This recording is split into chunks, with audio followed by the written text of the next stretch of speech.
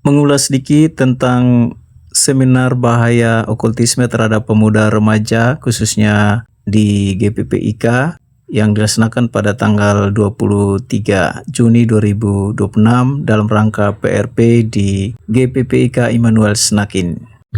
Saya Nikolani sebagai pemateri membahas tentang alasan dan tujuan dari seminar ini, latar belakang dan makna kata dari okultisme, definisi dari okultisme, dan berbagai praktik okultisme.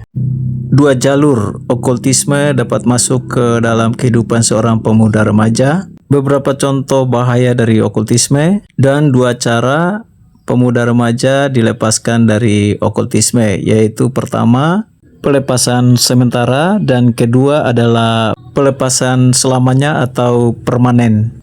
Adapun pemaparan materi kurang lebih 1 jam dan kesempatan untuk bertanya 30 menit. Dan berikut ini cuplikan pertanyaan dari beberapa peserta. Shalom, saya Eta dari PPIK Mempawah, Bukit Sion. Saya ingin bertanya, saya sebagai seorang Kristen, muda Kristen, sering sekali dari media sosial itu lewat tentang zodiak maupun tarot gitu. Saya ingin bertanya, apakah ini salah satu bentuk okultisme?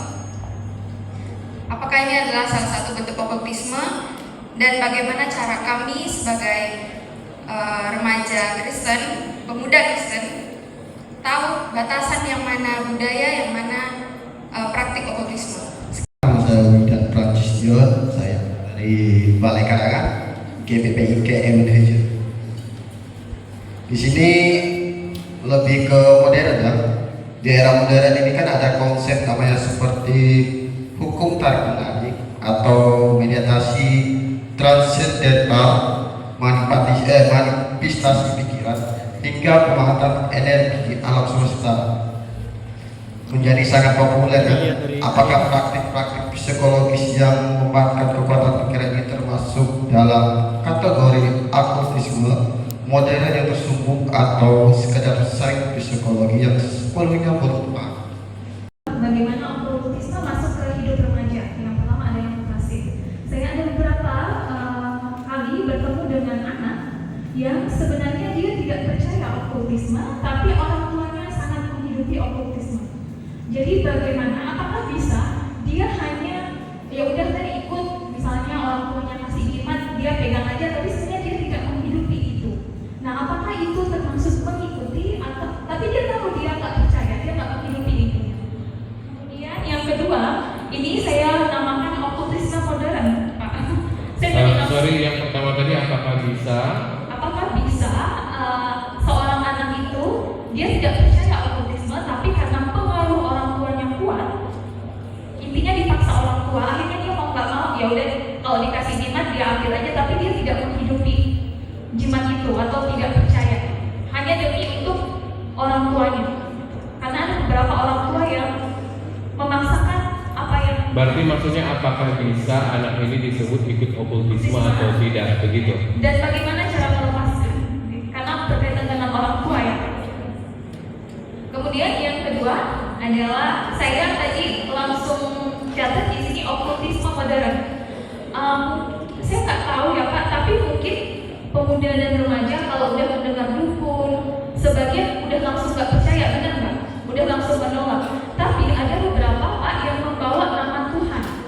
Saya pernah bertemu, saya tidak menyebutkan pribadi, tapi ada beberapa hamba Tuhan yang mengaku bisa bernubuat, bahkan tahu kapan seseorang bisa meninggal. Saya bukan tidak percaya nubuat, tapi kita perlu menguji. Nah, ada beberapa yang seperti ini yang membawa nama Tuhan, Pak. Jadi kita susah melawannya ya. Kalau membawa nama iblis, kita udah tahu nih, oh ini nggak boleh nih. Tapi kalau yang membawa nama Tuhan, mengatasnamakan Tuhan, itu yang susah. Apakah itu okultisme? Terima kasih Tuhan Yesus. Kita beri tepuk tangan dulu untuk Siti dari Gereja PPIK Hulu.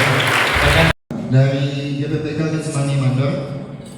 Mungkin pertanyaan saya kurang lebih hampir sama juga, tapi yang bisa saya ambil poin rangkum di sini Mengapa tren okultisme dan klinik justru kembali marak di era modern dan di era digital ini, di saat apa daya tarik utamanya bagi generasi muda, dan juga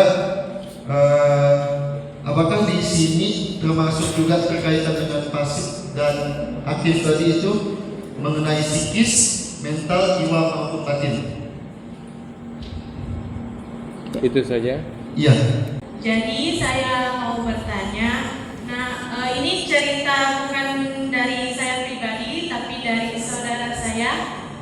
Dia ada bercerita sama seorang pendeta kalau dia kayak diganggu sama roh jahat di satu rumah. Terus bapak pendetanya menjelaskan kalau keadaan rumahnya kayak gini, ada ini, ada itu. Nah, apakah itu termasuk okultisme? Nah, itu ada pertanyaan dari saya. Cara membedakan apakah itu benar dari Roh Kudus atau dari sifat yang terima kasih. Terima kasih. Pertanyaan yang sangat bagus. Bagaimana kita punya kepekaan membedakan apakah ini dari Roh Kudus atau bukan